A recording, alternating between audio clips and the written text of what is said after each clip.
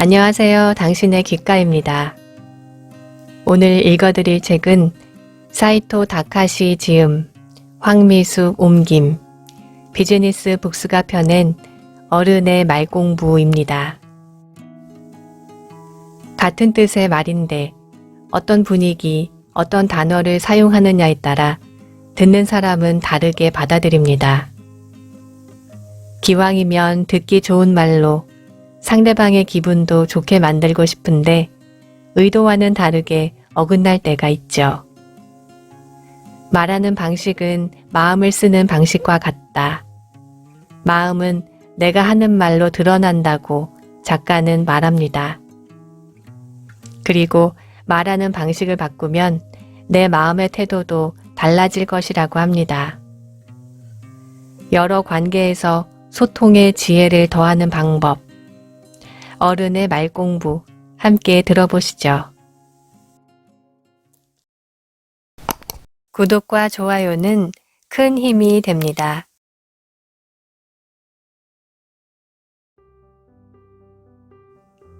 때로는 알면서도 모르는 척 해야 한다. 어른의 세계에는 진실만을 말할 수 없는 암묵적인 규칙이 존재한다. 과거에는 해도 될 말과 안 될 말이 있지만 진실이라면 말해도 된다. 진실이니까 말해야만 한다는 생각이 주류를 이루었다. 하지만 시대는 반대 방향으로 흐르고 있다. 아이가 버릇없는 말을 하고 주의를 들으면 사실인데요 뭘 하고 입을 삐죽거려도 아직 어려서 그렇지 하고 웃어 넘길 수 있다. 그런데 지금은 어른이 사실을 말해도 아무런 가치가 없다. 어린애도 아니고 참 하며 무시당할 뿐이다. 가령 모두가 잘 차려입은 자리에 경제적인 이유로 소박한 차림을 한 아이에게 네 옷은 왜 그래? 너희 부모님은 가난하구나 하고 물어보는 건 가장 천박한 따돌림이다. 누구나 나는 절대 그런 짓은 안 한다고 생각한다. 하지만 사회나 조직에서 말도 안 되는 천박한 말들이 오가는 것이 현실이다. 예를 들어 인간관계가 틀어지든 말든 자, 진실을 말해줄까? 자네는 이 회사에서 필요 없는 사람이야 라고 말하는 상사는 주위의 빈축을 살 뿐이다. 마이너스 요인은 언급하지 않는 것. 진실의 대부분은 그저 감정론에 지나지 않는다는 사실을 아는 것.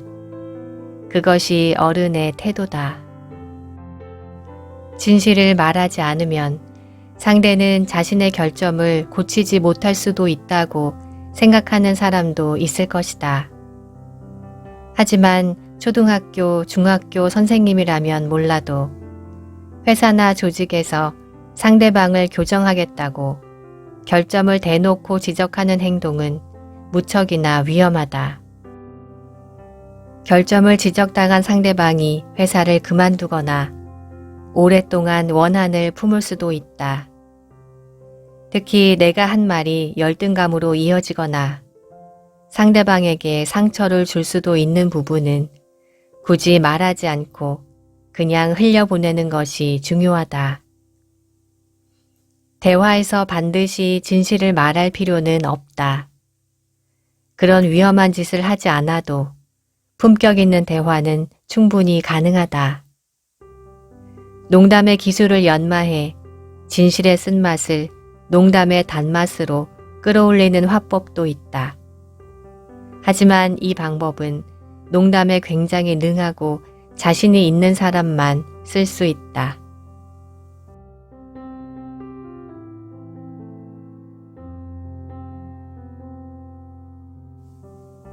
10초만 투자해도 인상이 달라진다. 말의 인상은 표정과 목소리에 따라 완전히 달라진다. 이때 핵심은 가벼움이다. 요즘은 너무 무게감이 있거나 부담스러운 사람을 선호하지 않는다. 그러니 몸을 늘 가볍게 만들어 두는 것이 중요하다. 그러면 마음이 열리면서 대화와 리액션도 더 자연스럽고 원활해진다. 상냥함과 융통성이 느껴지는 가벼움을 온몸으로 표현해보자. 막 목욕을 마치고 나온 듯한 상쾌함, 시원한 맥주를 한 잔 들이켰을 때의 느낌, 아이 같은 활기차고 밝은 기운 등을 떠올려보자. 평소에도 그런 감각을 10초 만에 가질 수 있다. 발이 땅에서 살짝 뜨도록 두세 번 정도 제자리에서 점프를 하면 된다. 나는 신체 기법을 전공하기도 해서 몸을 가볍고 부드럽게 만드는 방법을 연구하고 실천해왔다. 그 중에서 가장 간단한 방법이 살짝 점프해 몸을 흔드는 일이다. 후후 하고 숨을 내뱉으면서 점프하면 산소도 들이마시게 되니 몸에 활력이 생긴다. 표정이 확연히 밝아지고 목소리도 경쾌해진다. 주요 거래처를 방문하기 전 혹은 중요한 미팅이나 수업을 하러 교실에 들어가기 전에 한번 시도해보자. 그러면 상대방의 얼굴을 보자마자 안녕하세요 하고 자연스레 밝은 표정이 지어질 것이다. 과거에는 다소 차갑고 어두운 인상이어도 진중한 사람, 차분한 사람이라며 호의적으로 평가하기도 했다. 하지만 요즘은 무뚝뚝하다거나 느낌이 별로라는 이야기를 듣는다. 사회성이 떨어지는 것처럼 보이기 때문이다. 지금은 표정과 목소리의 경쾌함을 중시하는 시대다. 영화배우처럼 중후함이 멋지게 드러나는 사람이라면 말이 없든 무뚝뚝하든 모두에게 통한다. 하지만 보통 사람이 영화배우처럼 분위기를 잡으려고 하면 부담스러울 뿐이다. 전국 고등학교 야구 선수권 대회를 본 적이 있는가? 예전보다 선수들의 표정이 매우 밝아졌다. 실수를 해도 괜찮다며 서로 웃어준다. 그런 밝은 팀이 전력도 강한 경우가 많다.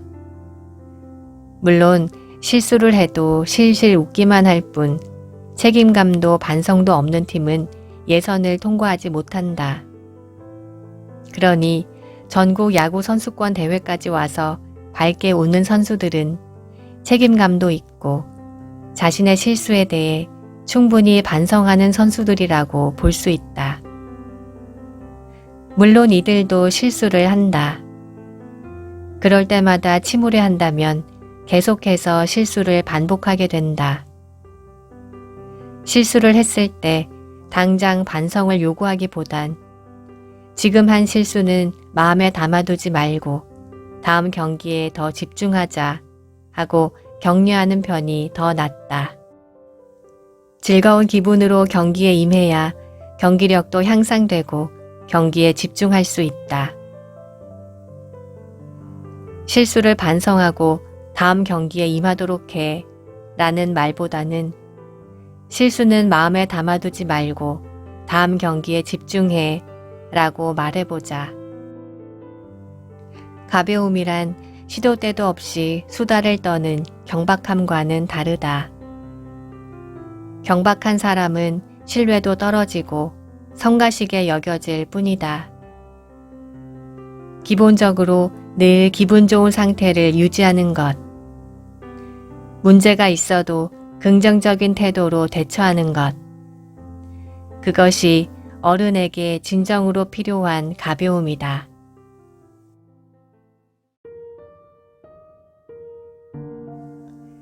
부정적인 내용일수록 표현은 긍정적으로.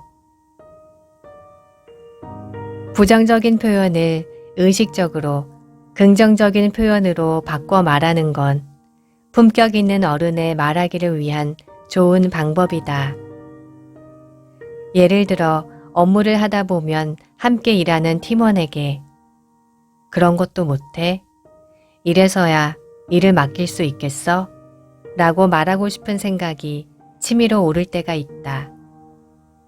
하지만 꼭 참고 절대 입 밖으로 내지 말자. 한 호흡 쉰 후에 이렇게 긍정적인 방향으로 바꾸어 말해보자. 이렇게 하면 더 잘 될 거야. 이런 것도 못해서야 앞으로 일을 맡길 수 있겠어 라는 말에는 부정이 이중으로 들어가 있다.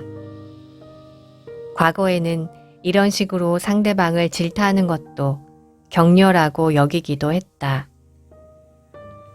나는 그런 시절부터 인간은 부정적인 말과 긍정적인 말 중 어느 쪽을 들었을 때 더 성장할까 라는 의문에 대학에서 강의를 하면서 여러 가지 실험을 해보았다. 결론적으로 시대가 바뀔수록 긍정적인 말을 들었을 때 의욕이 생긴다고 반응하는 학생이 많았다.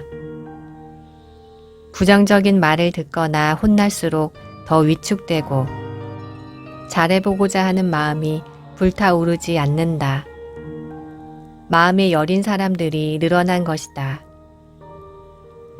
여기서 마음이 여리다는 표현을 마음이 쉽게 꺾인다는 뜻으로 받아들이지는 말자. 그것이야말로 부정적인 사고로 이어지는 지름길이다. 긍정적인 말이 환영받는 시대임을 직시하자는 것이다. 마음이 다치지 않도록 좀 더 긍정적으로 표현하려고 노력하는 것이 어른의 태도다. 구체적인 예를 들면 무뚝뚝한 사람에게 자신만의 생각이 분명한 타입이군. 남들에게 억지로 잘 보이려고 하지 않는 사람이야 라고 바꾸어 말할 수 있다. 뻔뻔한 사람에겐 밀고 나가는 추진력은 따라갈 수가 없어. 협상에 아주 능해 하고 긍정적으로 바꿀 수 있다. 언제나 긍정적인 태도로 말하려고 노력해야 한다. 이 외에도 인터넷에서 검색하면 부정적인 단어를 긍정적으로 바꿀 수 있는 다양한 표현들을 찾을 수 있다. 말은 하기 나름이다.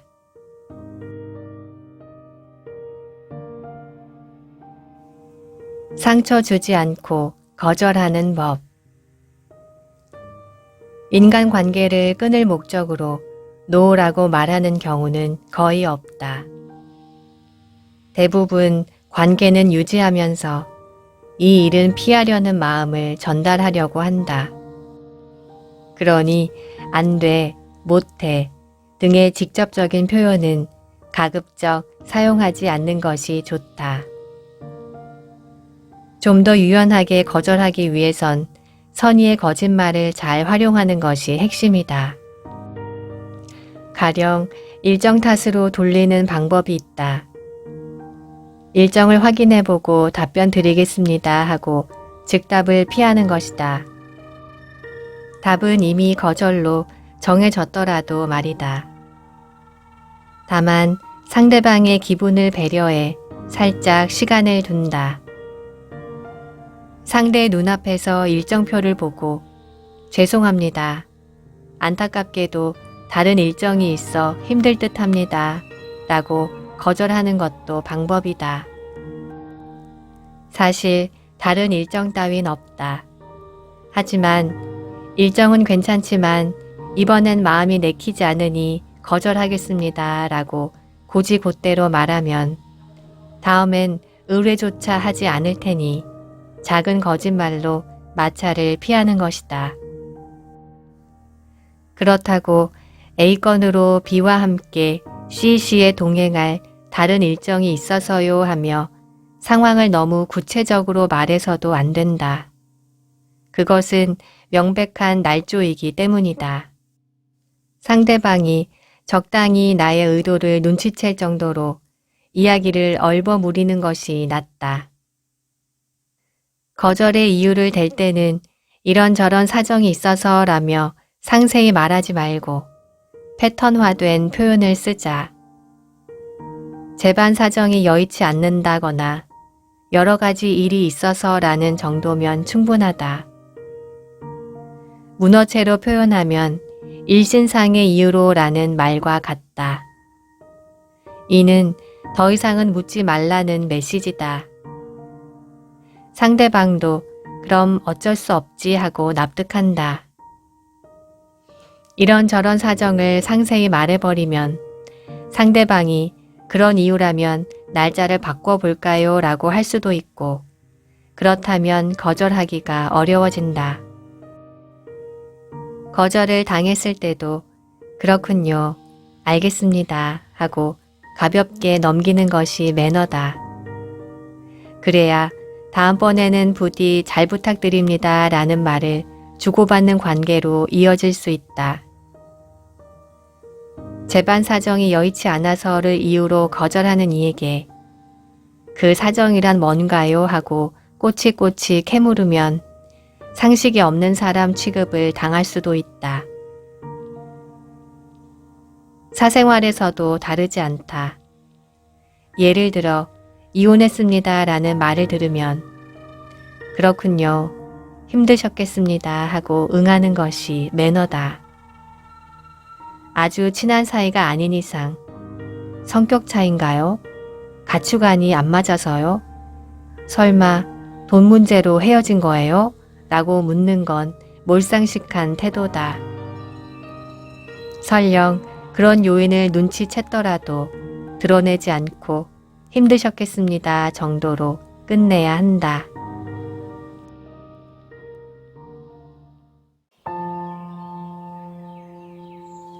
처음부터 단칼에 거절하지 않는다. 적절한 거절법이 하나 더 있다. 결론을 뒤로 미루는 방식이다. 잠시 시간을 두고 혹은 기회를 봐서 라고 대답한다. 상대방은 아마 거절당하겠지만 받아줄 가능성이 전혀 없는 것은 아니다 라는 뉘앙스를 읽어낼 것이다. 그런대로 나쁘지 않은 거절이다.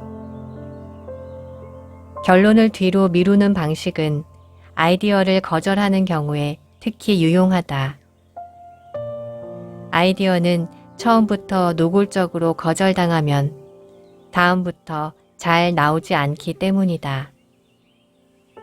방식은 간단하다. 가령 팀원이 제출한 기획서가 완전히 엉망이어도 그 자리에선 일단 받아둔다.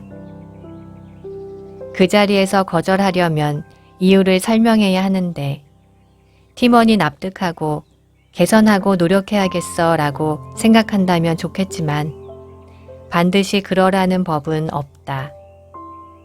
이런 이유로 결론을 뒤로 미루어 팀원에게 자신의 기획서가 채택되지 않았다는 사실을 서서히 알아차리게 한다. 때를 봐서 그때 그 기획서는 이런 점이 아쉬웠어 라고 말하면 크게 상처 주지 않고 거절 의사를 전달할 수 있다. 좋은 아이디어를 얻으려면 처음부터 거절하면 안 된다. 이는 브레인스토밍의 룰이기도 하다. 자신의 아이디어를 말하는 건 꽤나 용기가 필요한 행위다. 부정적인 반응이 나오면 용기가 나질 않는다. 용기를 내어 말했는데 아무 말이 없는 것도 일종의 부정이므로 의지가 꺾인다. 이런 반응이라면 더는 말하지 않겠어 하고 발상이 시드는 경우가 많다. 그러니 브레인스토밍을 할 때는 어떤 아이디어가 나와도 무조건 긍정적으로 반응한다. 좋네요. 재밌군요. 라는 말이 힘이 되어 아이디어가 또 다른 아이디어를 부른다.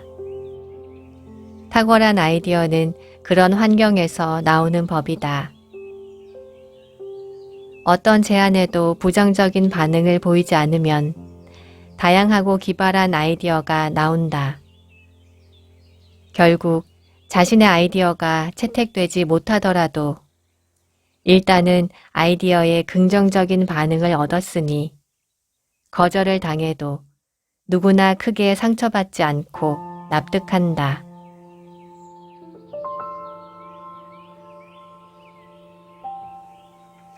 질책보다 객관적인 데이터를 활용한다.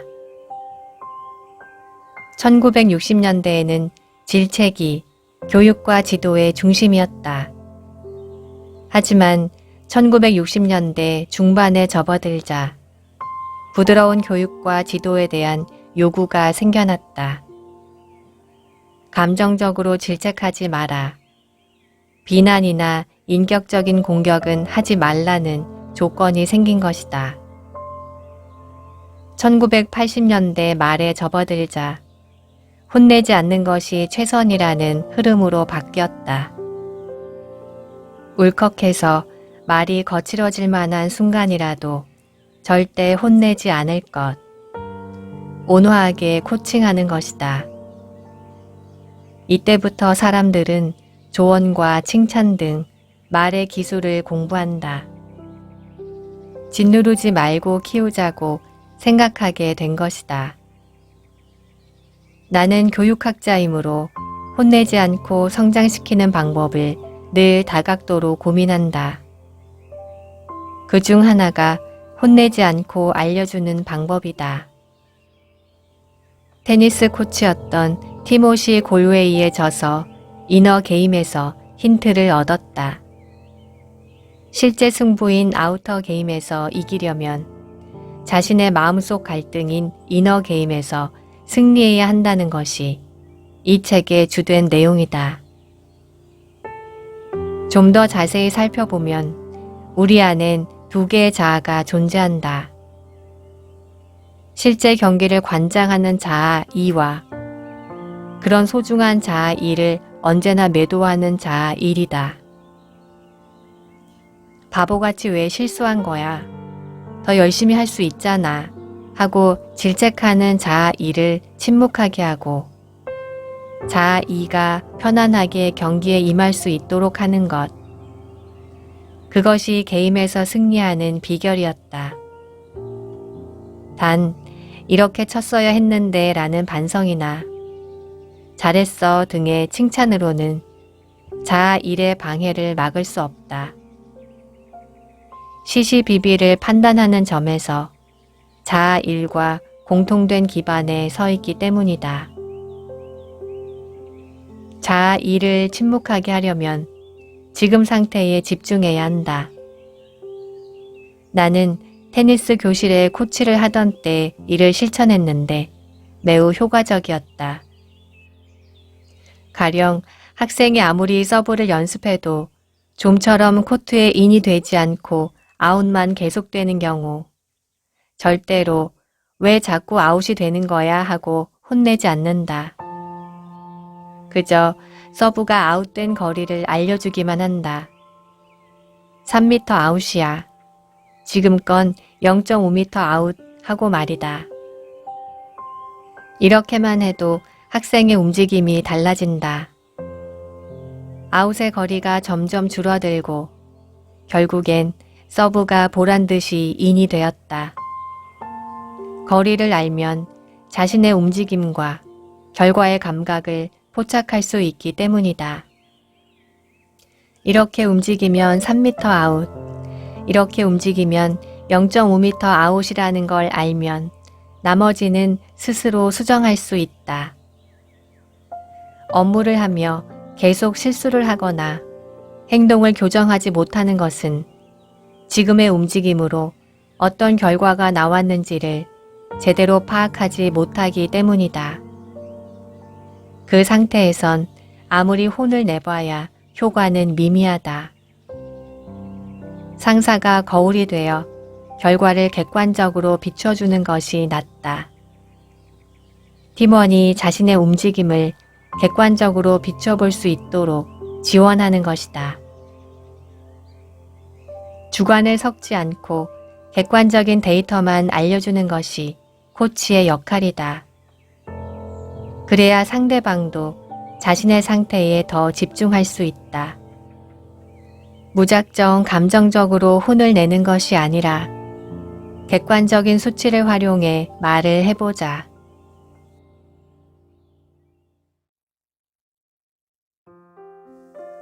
기분을 긍정적으로 바꿔주는 3초의 여유. 혼내지 않고 성장시키는 방법에는 상대방의 마음이 늘 긍정적일 수 있도록 지원하는 것이 있다. 테니스에선 오사카 나오미 선수의 코치였던 사샤 바진이 그런 코치였다. 그는 세레나 윌리엄스 선수의 연습 상대이기도 했던 인물이다. 그가 코치를 맡기 전 나오미 선수는 감정의 기복이 조금 있었기에 멘탈 코칭이 특히 효과적이었다고 한다. 바진 코치는 부정적인 면을 긍정적으로 바꾸는 조언을 계속했다. 먼저 지금 어떤 느낌인지를 확인하고 너의 의견이나 주관을 주장해도 돼. 감정을 더 드러내도 괜찮아. 자신을 탓할 필요는 없어 라는 식으로 코칭했다고 한다. 바진 코치는 마음을 강하게 만드는 세계 최고 멘탈의 50가지 규칙이라는 책도 냈다. 나오미 선수는 2018년에 US 오픈, 2019년에 호주 오픈 테니스 대회 등에서 우승해 그랜드 슬램을 달성하는 위협을 이루었다. 이런 결과에는 바진 코치의 영향이 꽤 컸다고 한다. 요즘은 이런 코칭 기술을 선호한다. 앞장에서 언급한 여린 세대들, 상처받기 쉬운 사람, 위로가 필요한 사람이 늘어나고 있고 이들과 원활히 업무를 하기 위해선 밝은 직장 분위기가 요구된다. 코칭 기술에 대한 수요엔 그런 배경이 있는 것이리라. 나오미와 바진처럼 회사에선 상사가 코치 역할을 해야 한다. 팀원이 밝고 기분 좋게 일하며 자신의 역량을 펼칠 수 있도록 직장에서도 멘탈 관리가 중요하다. 질책으로는 멘탈이 정돈되지 않는다. 게다가 요즘 같은 때 무턱대고 혼을 내면 갑질로 받아들일 수 있으니 특히 신경을 써야 한다. 혼을 내야지가 아니라 처음부터 코칭해야지 하고 생각하는 것이 상사로서는 편하게 일할 수 있다. 코칭을 할 때는 가볍게 다가가는 것이 중요하다. 말투는 경쾌하게, 내용은 명확하게 하자. 이제 이걸 해보자 라는 느낌으로 적절한 속도로 간결하게 전달하면 된다. 문제가 생겨도 시간을 끌지 않는다. 그렇다면 이렇게 해보자 하고 길어야 3초 내에 긍정적인 방향으로 기분을 전환시킨다. 일일이 탓하고 있을 시간 따윈 없다. 불쾌한 표정으로 설교하듯 훈계를 늘어놓는다면 최악이다. 팀장과 팀원은 회사에 속해 있는 한 숙명과도 같다. 혼내야지, 책임을 물어야지, 괴롭혀야지 라는 심리가 조금이라도 있다면 다 날려버리자. 악질 상사의 심리는 그 자체로 매우 위험하다. 사람의 위에 서는 사람은 혼을 내면 안 된다. 마음 넓은 코치가 되는 것이 좋다.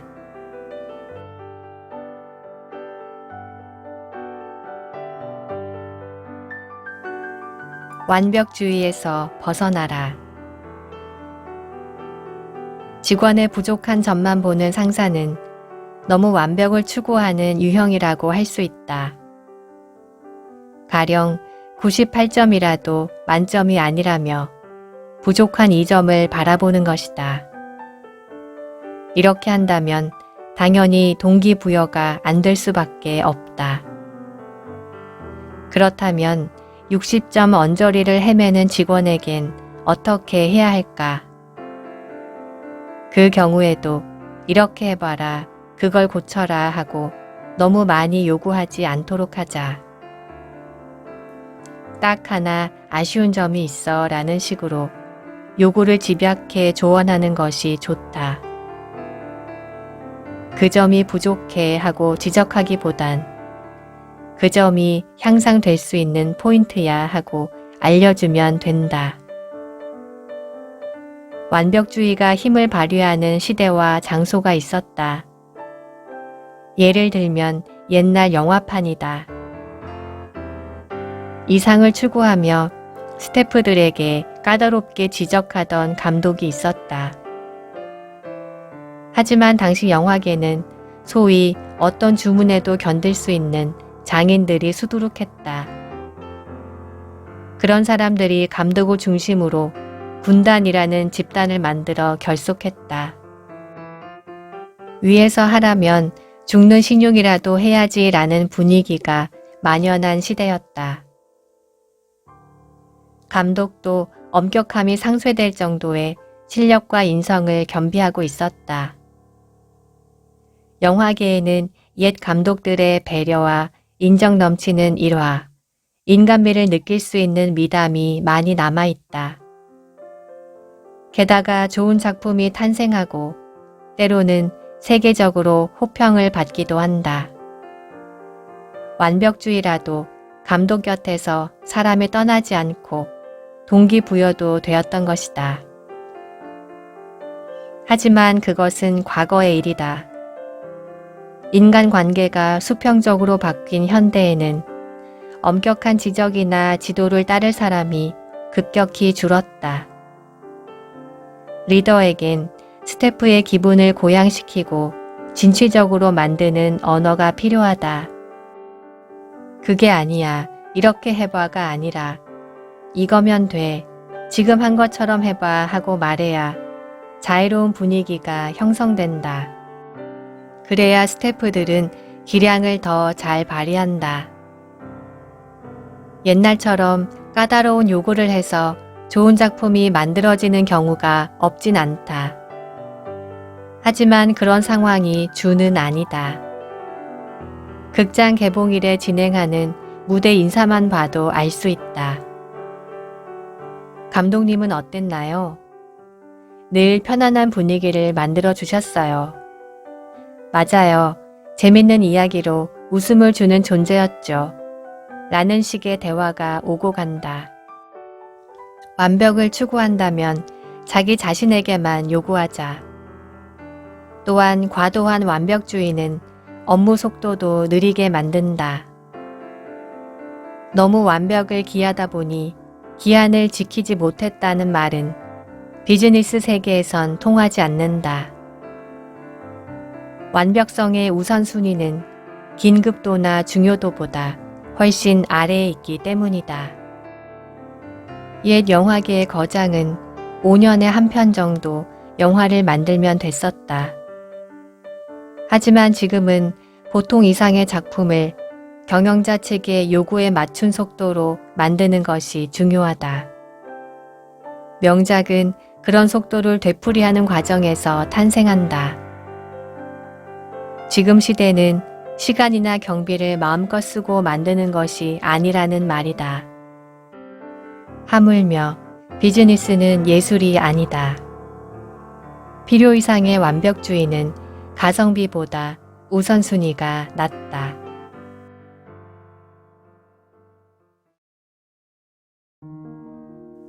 자화자찬은 한마디면 충분하다. 화를 내거나 야단치는 것만큼 듣는 이가 꺼리는 것이 장황한 자랑이다. 예전에 아무리 대단했더라도 내가 젊었을 때는 정말 열심히 했어 라고 해본들 무의미하다. 토요일에 격주로 쉬던 그때보다 사정이 참 좋아졌지. 또는 설 추석만 빼고는 죽어라 일만 하던 시절도 참 길었지 라는 말은 직원들의 반발을 사게 된다. 게다가 젊은 시절 자신의 기억도 새로 덧발라져 좋은 것들만 기억하고 있는지 모른다. 이런 말을 듣고 있는 직원들은 늘 잘했다는 자랑만 하는군 하고 지겨워할 것이다. 가령 20세기 축구의 황제라 불렸던 펠레나 신의 아들이라 불린 마라도나가 자신과 지금의 스타 선수들을 비교해 우리에 비하면 메시나 호날두는 아직 멀었어 라며 비판한다면 어떨까? 야유가 쏟아질 것이 분명하다. 펠레나 마라도나를 존경하는 사람조차 옛날 축구는 디펜스도 약하고 전술이나 비법도 완전히 다르지. 지금과 비교하는 건 말이 안 돼 라고 생각할 것이다. 축구뿐만 아니라 시대가 흐르면서 전체적인 수준이 높아졌다. 과거의 인류가 지금의 인류는 아니다. 천재, 전설이라 불리는 사람도 함부로 말할 수 없다. 하물며 보통으로 살았던 사람이 젊은 시절의 자신을 운운하는 건 더더욱 위험하다.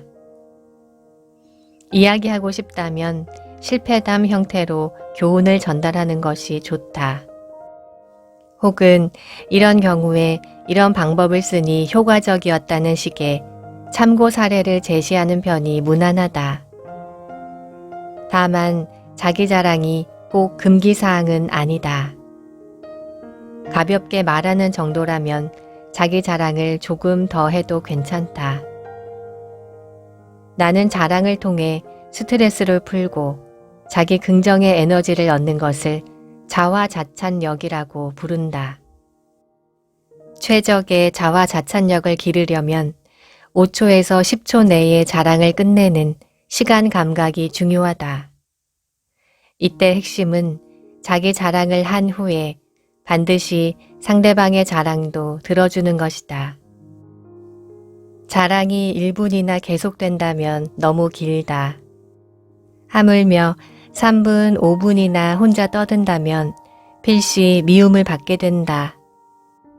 5초에서 10초 정도의 길이라면 어떤 자기 자랑이라도 일단은 들어줄 것이다.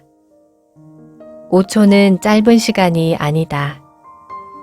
고등학교 때 의외로 인기가 많았어요 정도면 2초 정도 되지 않을까. 나는 강의 시간에 학생들에게 5초 내에 기분 좋게 자랑하기 과제를 내기도 한다. 4사람이 한 팀을 이루게 한 뒤 한 사람씩 자기 자랑을 하게 한다. 한 명씩 자랑을 할 때마다 다 함께 우와 대단한데 하며 박수를 치고 다음 사람이 이야기를 한다. 4명이 순서대로 돌아가며 자기 자랑을 하는 것이다. 이렇게 몇 번 돌면 수업이 끝날 무렵엔 모두 표정이 확연히 밝아져 있다.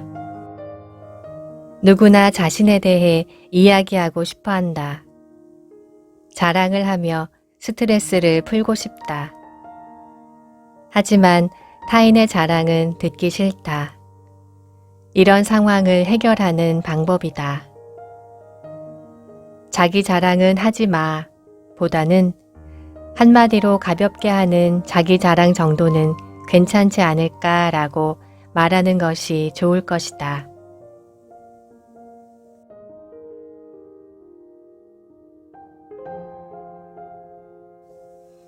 감정이 드러나는 말에 주의한다. 침착하게 이야기를 진행하려면 객관적인 언어를 고르는 것이 중요하다. 그러려면 감정을 드러내는 것으로 보여질 수 있는 말에 주의하자. 예를 들면 애당초 또는 원래가 말이야 등이다. 이런 말을 들으면 상대방은 또 설교 모드에 돌입했군 하고 마음을 닫는다. 자신의 의견을 구구절절하게 늘어놓을 것 같은 말이기 때문이다. 누구답지 않다는 건 비난을 암시하는 말투다. 너답지 않다는 말은 언뜻 상대를 인정하는 것 같지만 눈가림일 뿐이다. 내면엔 네 주제를 알아야지라는 감정이 담겨 있다. 누구를 위해서 하는 말이라는 친절한 표현은 실상은 강요다. 마치 상대방을 위한 것처럼 꾸미지만 실은 자신에게 이익이 되는 일을 강요하는 경우에 흔히 쓰이는 말이기 때문이다. 계속 말해봐야 상대방의 마음을 움직이지 못한다. 옛날부터 위한답시고 하는 말은 경계 대상이었기 때문이다. 감정이라는 느낌을 주지 않으려면 말에 말을 더하기보다 객관적인 데이터를 제시하는 것이 효과적이다. 자네를 위해서 하는 말이야 보다는 이 데이터를 보면 알 수 있는데 라고 말하자. 꼭 말로 하지 않아도 태도로 관계의 우위를 보여주는 유형도 있다. 상사가 복사 업무만 시키거나 업무 평가에서 좋은 점수를 주지 않는 등의 행위 말이다. 하지만 세상엔 늘 지켜보는 눈이 있다. 공정하지 않은 사람, 몰래 횡포를 부리는 사람은 자연스럽게 주위에서 사람이 멀어지고 결국은 어느 지점에서 그 사람 스스로 멈추게 된다. 어느 정도는 승진해도 그 이상의 자리엔 오르지 못한다. 실제로 회사의 회장 또는 사장에게 리더의 조건을 물어보면 공명정대할 것, 매사를 객관적으로 볼 것을 강조한다. 즉, 공정함이 제일이라는 의견이 많다.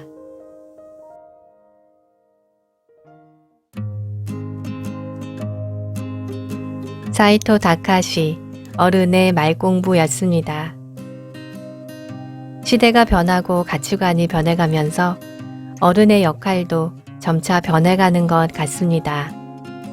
무엇보다 어른일수록 말의 품격이 필요하다는 걸 절실히 느낄 수 있었습니다. 나의 말과 태도에 진심을 불어넣고 상대방에게도 늘 기분 좋은 에너지를 줄 수 있는 품격 있는 어른이 되고 싶습니다. 당신의 귓가에였습니다. 함께 들어주신 여러분 고맙습니다.